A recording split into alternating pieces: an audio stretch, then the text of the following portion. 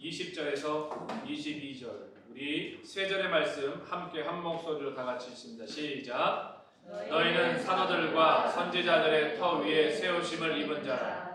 그리스도 예수께서 친히 모퉁이 돌이 되셨느니라. 그의 안에서 건물마다 서로 연결하여 주 안에서 성전이 되어가고 너희도 성령 안에서 하나님이 거하실 초소가 되기 위하여 예수 안에서 함께 지어져 가느니라. 아멘. 지난주에 이어가지고 오늘 교회는 어떤 교회가 되어야 됩니까? 교회는 어떤 교회가 되어야 됩니까? 우리 방콕 한인연합교회는 어떤 교회가 되어야 되느냐, 그거에 대해서 여러분과 함께 말씀을 나눠보려고 합니다. 오늘 에베소서 2장에 보니까 너희는 사도들과 선지자들의 터 위에 세우심을 입은 자라. 사도들이라고 말하면 예수께서 사역하시는 공생애에 함께했던 제자들이기도 하지만 그 이후에 세워진 초대교회의 사도들이라고도 말할 수 있습니다. 그런데 이 사도에 대한 이 부분이 사실 최근에 굉장히 이제 교회적으로나 한국교회에 어려움을 많이 줬어요. 사도들 위에 세워졌다. 그러다 보니 한국에 있는 몇몇의 교회들은 본인들이 이 시대에 사도들이다 해서 신사도 운동이 벌어져서 교회들이 어려움이 많이 빠졌죠. 항상 어려움들은 제가 보기에는 이런 데서부터 시작하는 것 같아요.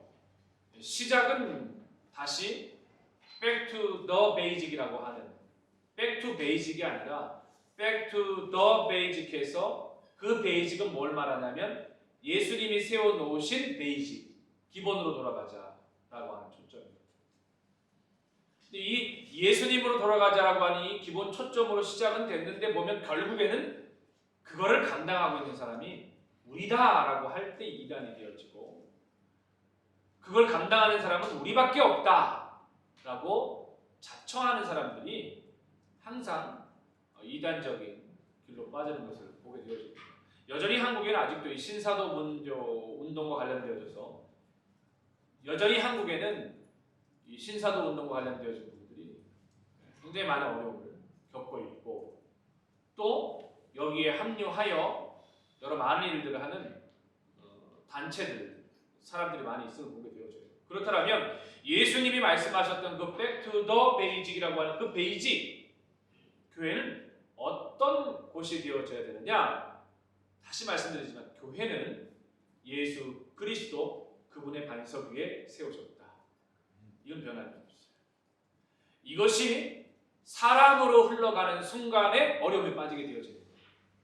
교회가 끊임없이 그 정통성과 거룩성을 유지할 수 있는 유일한 길은 예수 그리스도 그분의 반석 위에 세워졌다라고 하는 끊임없는 고백을 할 때의 교회는 그 정통성을 이어가게 되어집니다.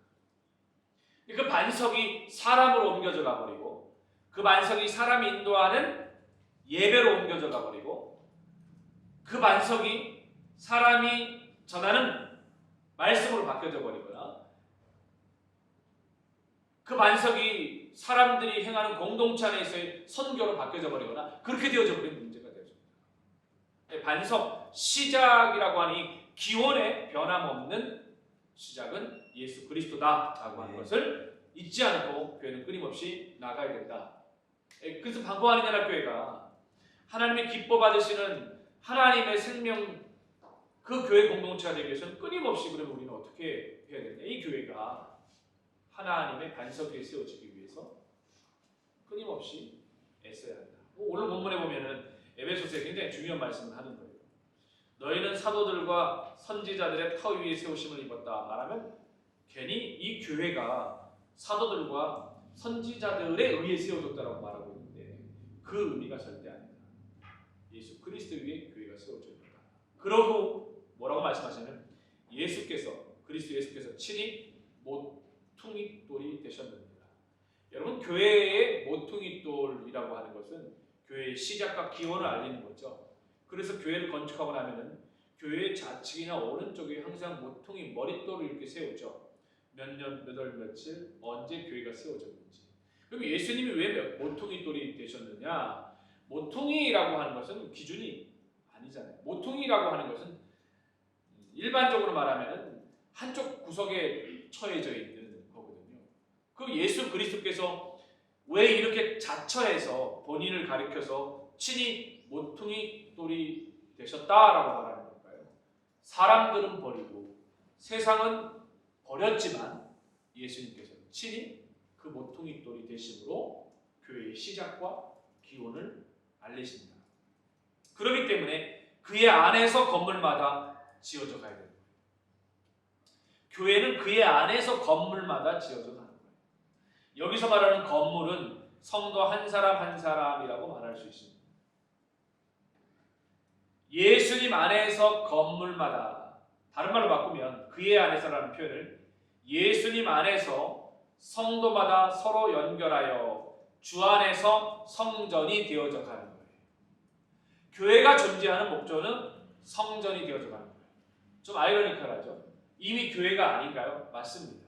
그런데 완성되어지는 교회를 위해서, 완전한 교회로 나가기 위해서는 우리 한 사람 한 사람이 성전이기 때문에 이 성전이 그리스도 예수 안에서 하나하나 연결되어져 가야 된다. 그 역할을 가능하게 하는 게 누구냐면 바로 성령님이다. 성령 안에서 사람들이 이어져 가는 거예요. 성령 안에서 한 교회에 성도의 멤버십이 세워져 가는 거고요.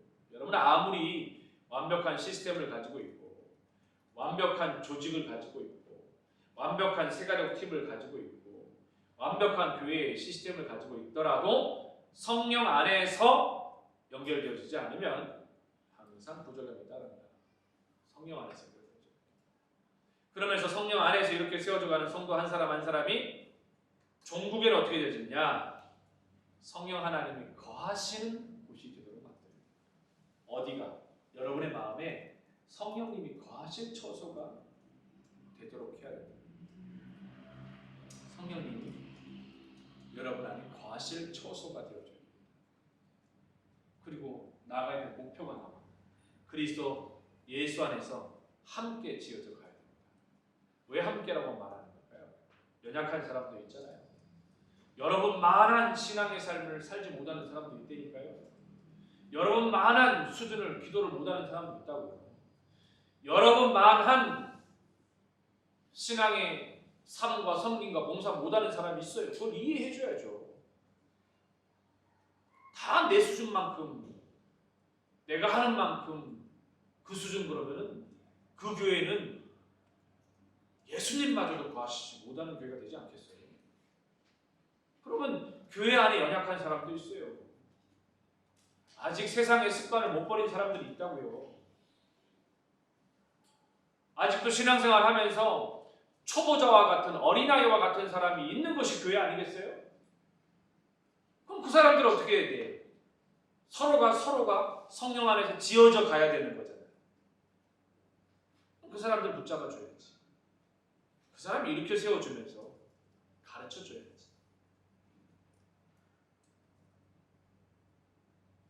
그래야 하나님의 교회가 역동적이고 생명력이 있는 거예요. 하나님의 교회가 문제가 없다라면 이 지상의 교회가 더 이상 아니지요. 더 이상 이 지상의 교회가 아니에요. 예를 들면 담배를 피우는 사람이 있어요. 담배를 피울 때 이 내 안에 가지고 있는 육신이 너무 센 거야. 그러다 보니까 이 담배를 끊고 싶은데 끊지를 못해. 근데 담배 하나 때문에 교회를 못 나온다는 게 얼마나 안타까운 문제겠어요. 담배라고 하는 이 습관은 성령님이 여기 에베소서에 나와 있는 말씀처럼 하나님이 거하실 처소가 되어지면 담배는 자연스럽게 끊게 되는 거예요. 담배는 인간의 육신의 의지력으로 끊게 되어지면 언제든지 그 의지가 약해지면 담배를 피우게 됩니다. 술도 그래요. 술도. 술을 먹는데 의지를 가지고 절제하잖아요. 근데 의지를 가지고 절제하지만 결국에는 이 의지가 약해지면 결국에는 술이 사람을 먹잖아요. 술, 담배뿐만이겠어요. 중고등부는 중고등부 나름대로 그들이 가지고 있는 연약함들이 있죠. 청소년은 청소년 나름대로, 주부들은 주부들, 사업하는 사람은 사업상 나름대로야.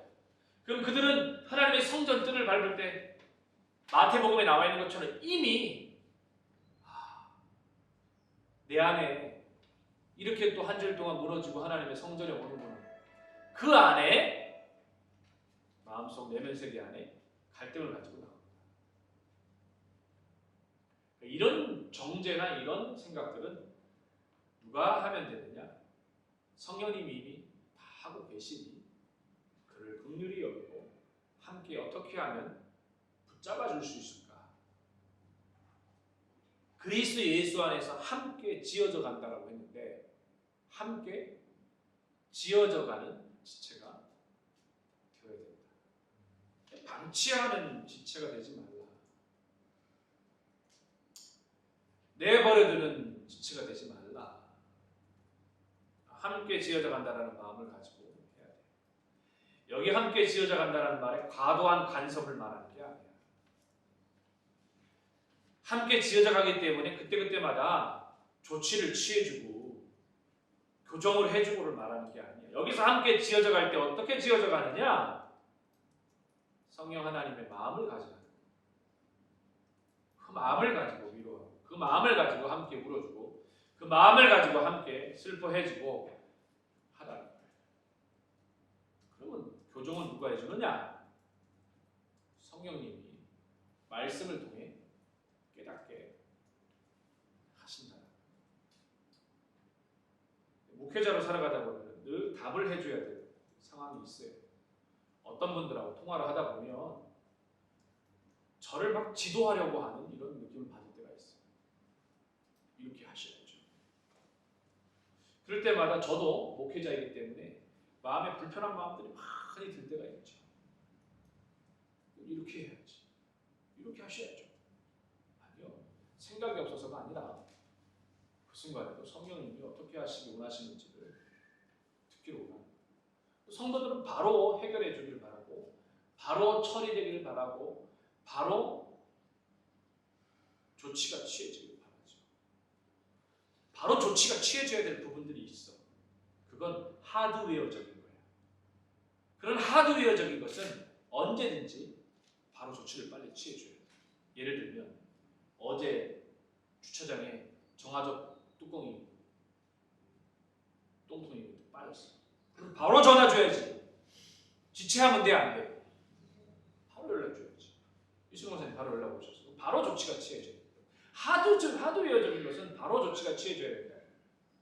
안전적인 문제는 애들이 위험할 수 있는 부분, 개가 한 마리 빠질 수 있는 거고, 그러다 보니까 빨리 조치를 취해야 돼. 그런 것들은 빨리 연락을 하라고. 그러나 그것이 영혼과 직결되는 것은 빨리 연락하면 안 돼. 그럼 어떻게 되느냐? 어떻게 해야 돼? 이은정 씨가 어떻게 해야 돼? 기도해야지. 한 번 더 내면 세계 안에 하나님. 그러고 나서 전화를 달라. 그럴 때 성령님이 원하시는 답을 우리가 함께 만들어갈 수가 있어요. 목회자에게 모든 대답이 있지 않아요. 목회자에게 모든 정답이 있지 않아요. 목회자들도 판단에 실수할 수 있거든요. 그렇기 때문에 때로는 그 부분에 있어서 함께 기도하면서 한 영혼 한 영혼들이 실족하지 아니하고 세워져 가는 것이 중요하더라고요. 가깝고 친하면 우리가 참 좋은데 가깝고 친하면 친할수록 쉽지 않아요. 경계선을 항상 조심해야 되는 것들이. 에베소서 말씀은 우리에게 중요한 이야기를 해줍니다. 그 첫 번째가 뭐냐면 19절이야. 이걸 잊지 마셔야 돼. 오늘 읽진 않았지만 19절 말씀 다 함께 시작. 그러므로 이제부터 너희는 외인도 아니요 나그네도 아니요 오직 성도들과 동일한 시민이요 하나님의 권속이라. 아멘. 여러분, 우리가 성도고 동일한 하나님의 권속이에요. 방콕 한인연합교회는 저는 이 멤버십이 좀 있었으면 좋겠어요. 동일한 성도들. 그리고 또 하나 이거 잊지 말아요. 도토리 키재기. 하나님 보시기에는 도토리 키재기예요. 위에서 보시면 그냥 그저 아웅다웅인 거야. 근데 우리는 우리 나름대로의 기준과 잣대를 가지고 날카로운 예리한 칼을 가지고 있는데 그것이 때로는 영혼을 다치게 해서는 안 된다. 근데 보면 아이고 말을 안 할 수 없는 별난 사람들이 때로는 있을 수 있다는 거예요. 별난 사람들이 있을 때에도 그러면 이렇게 가냐 그러면 별난 사람이 미꾸라지가 되어져가지고 교회의 영적인 질서뿐만 아니라 이 모든 것들을 혼탁하게 할 수가 있어. 그럴 때는 어떻게 하는 게 제일 지혜로운 방법일까요? 그때는 어떻게 하는 게 지혜로운 방법일까요? 첫째, 다른 교회로 옮기시죠. 두 번째, 내가 조용히 불러서 얘기를 해준다. 세 번째, 목사님께 데리고 간다. 마지막 네 번째, 그저 그 사람이 돌아오기를 기도한다. 1번 손 드세요. 1번 한 명 나왔어요. 2번, 2번은 뭐예요? 2번. 자, 2번. 네? 고기를 다 까먹었어 벌써. 가장 지혜로운 방법. 교회 안에 미꾸라지가 있을 경우에는 목사님께 데려오는 게 제일 좋습니다. 어떤 것이 지혜로운 방법이냐? 목사님께 데리고 오십시오. 손을 붙잡고 와서 지혜롭지 않은 방법으로 데려오는 것이 아니라 제일 지혜로운 방법은 이겁니다. 목사님 이런 사람이 있습니다. 이 얘기하는 것도 지혜롭지 않은 거예요. 지혜로운 방법은 하나님, 목사님도 그 지혜롭지 않은 방법으로 보게 해주세요. 그래서 서로가 서로를 다치지 않아요. 서로가 서로가 다치지 않아요. 그렇게 신앙이 세워져서 함께 지어져 가는 거예요. 함께 지어져 가는 거예요. 성혜야, 함께 지어져 가는 거예요. 준환, 함께 지어져 가는 거예요. 수빈, 함께 지어져 가는 거예요. 권사님, 함께 지어져 가는 거예요. 최종원 목사님, 함께 지어져 가는 거예요. 진주, 함께 지어져 가야 된다. 알겠죠? 그렇게 함께 지어져 가는 것이 교회가 어떤 교회가 되느냐? 가장 중요한 가치. 이게 이해가 되면 그 다음에 교회의 사명을 말할 수 있어요.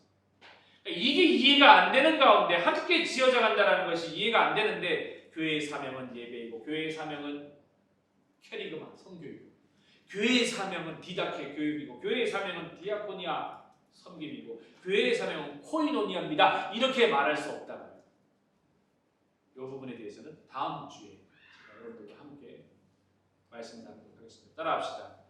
교회의 사명은 함께 지어져 가는 겁니다. 함께 지어져 가는 겁니다. 그러니까 함께 지어져 가야 같이 함께 하나님 나라 일을 할 수 있는 거예요. 아멘. 이 가치를 잊지 않는 저와 여러분 되어지기를 간절히 소망합니다. 기도하겠습니다.